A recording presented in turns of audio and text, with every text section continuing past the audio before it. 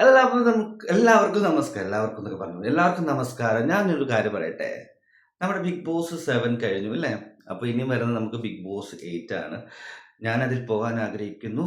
പക്ഷെ എടുക്കുമെന്ന് അറിയില്ല. എന്താന്നൊന്നും അറിയത്തില്ല. ആഗ്രഹിക്കുന്നുണ്ട്. പക്ഷെ അതിപ്പം ഏത് സമയത്ത് തുടങ്ങണം, ഏത് സമയത്ത് എന്നൊക്കെ നമുക്ക് ഒരു ഐഡിയ ഇല്ല. കാരണം ഈ ബിഗ് ബോസ് 7 ഒരുപാട് താമസിച്ചു സെപ്റ്റംബറിലൊക്കെ ആയിപ്പോയി.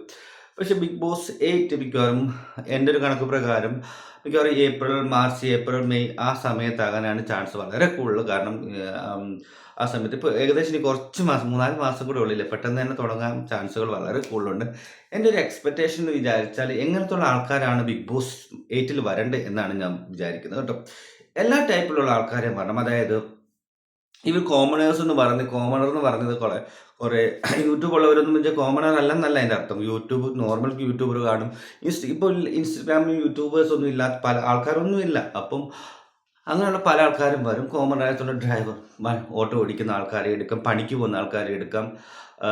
അവർ ഇന്റർവ്യൂ എടുത്ത് നല്ലോണം സംസാരിക്കുന്ന ആൾക്കാരെ, വിവരം കടകളിൽ നിൽക്കുന്ന ആൾക്കാരെ എടുക്കാം, ഗൾഫിലുള്ള ആൾക്കാരെ എടുക്കാം.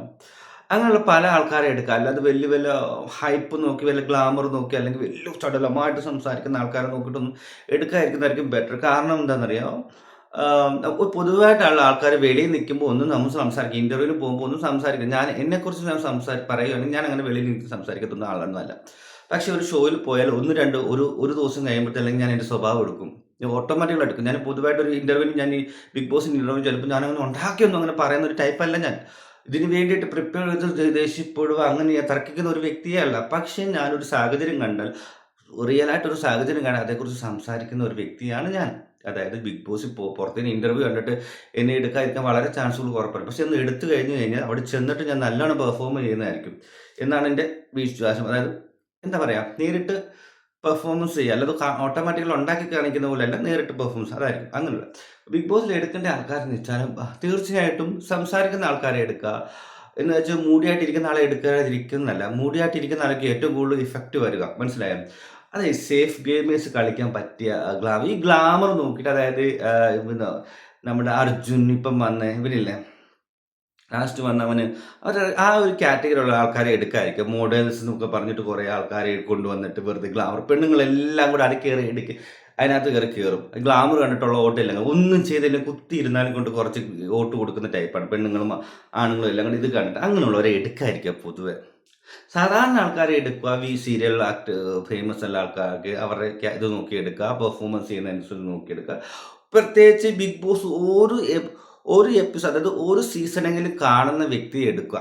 പറയുകയാണെങ്കിൽ ഒരു സീസണെങ്കിലും കാണുന്ന വ്യക്തി എടുക്കുക ബിഗ് ബോസ്. അങ്ങനെയുള്ളവരെ മാത്രമായിരിക്കണം വ്യക്തി. അല്ലെങ്കിൽ കുറേ ഷാനവാസിൻ്റെ കൂട്ടി വന്നിട്ട് പറയും, അയ്യോ ഞാനൊരു ബിഗ് ബോസിൻ്റെ ഒരു എപ്പിസോഡ് പോലും കണ്ടിട്ടില്ല, എനിക്ക് ഇതേക്കുറിച്ച് അറിയത്തില്ല. അങ്ങനെയുള്ളവരെ എന്തിനാണ് ബിഗ് ബോസിൽ എടുക്കുന്നത്? എന്തിൻ്റെ അടിസ്ഥാനത്തിലാണ് ബിഗ് ബോസ് അങ്ങനെയുള്ളവരെ എടുക്കുന്നത്? നമ്മുടെ ബിഗ് ബോസ് എന്ന ഷോ ഒരു സീസണെങ്കിലും അറ്റ്ലീസ്റ്റ് 5-6 എപ്പിസോഡെങ്കിലും നല്ല അതിനെക്കുറിച്ച് നോളജുള്ള എന്നെക്കുറിച്ച് ആൾക്കാരെ എടുക്കുക എന്നാണ് എനിക്ക് പറയാനുള്ളത്. കാരണം പല ആൾക്കാരും ഇത് കാണിക്കാൻ വേണ്ടിയിട്ട് എൻ്റെ സമയക്കുറവുകൊണ്ട് കാണുന്നില്ല. അപ്പോൾ ഇങ്ങനെയുള്ളവർ കാണട്ടെ. കണ്ടിട്ട് അതേക്കുറിച്ച് ഐഡിയ മനസ്സിലായി. അത് ബിഗ് ബോസിനുള്ളിൽ കയറിയിട്ട് അവളെന്നെ അങ്ങനെ ചെയ്തു, ഇവളെങ്ങനെ അങ്ങനെ ചെയ്തു, ഇവള് ഫേക്കാണ് എന്ന് പറഞ്ഞിട്ട് കാര്യമില്ല. ബിഗ് ബോസ് ഇതാണ് ബിഗ് ബോസ് എന്ന് അറിഞ്ഞ് കണ്ടിട്ട് വരുന്ന ആൾക്കാരെ മാത്രമേ എടുക്കാവൂ എന്നാണ് എൻ്റെ ഒരു അഭിപ്രായം. കാരണം ചുമ്മാ കാരണം ഷാനവാസ് ഒരു സീക്രട്ട് ടാസ്ക് കൊടുത്തു പറഞ്ഞു, യോ ഇതേക്കുറിച്ച് കണ്ടിട്ട് പോലും എനിക്കറിയത്തില്ല. എന്തൊരു പണ്ടത്തരമാണ്. ഒരു ബിഗ് ബോസ് എന്ന വലിയൊരു ഷോയിൽ വന്നിട്ട്, ഈ ഒരു ഷോയിൽ വന്നാൽ തന്നെ അവൻ്റെ കരിയർ തന്നെ മാറിപ്പോകുന്ന ഒരു ഷോയിൽ വന്നിട്ട് ഇതേക്കുറിച്ച്, ആ ബിഗ് ബോസ് ഷോയെക്കുറിച്ച് അറിയത്തില്ല എന്ന് പറഞ്ഞ് എന്തൊരു അപമാനമായിട്ടുള്ള കാര്യമാണ് അല്ലേ? അപ്പോൾ ബിഗ് ബോസ് ഷോയിൽ വരുമ്പം അതിനെക്കുറിച്ച് അറിയാവുന്ന ഒരു വ്യക്തികളെ മാത്രം ബിഗ് ബോസ് ഷോയിൽ എടുക്കുക. അല്ലാണ്ട് ചുമ്മാതെ കാണുന്നവരെയും കാഴ്ച ചാനലൊന്നും എടുക്കാതിരിക്കുക. പ്രത്യേകിച്ച് ഫൈറ്റ് ചെയ്യുന്നവരെ എടുക്കാം, വർത്തമാനം പറയുന്നത് എടുക്കുക. സൗന്ദര്യം നോക്കിയിട്ട് എടുക്കാറ് പൊതുവെ. അത് തരുമ്പോൾ സൗന്ദര്യം നോക്കിയ പോലെ ആൾക്കാരെ എടുക്കുന്നുണ്ട്. പിന്നെ റെക്കമെൻഡേഷൻ വഴി വരാം, ഇൻ്റർവ്യൂ ചെയ്ത് എടുക്കുക.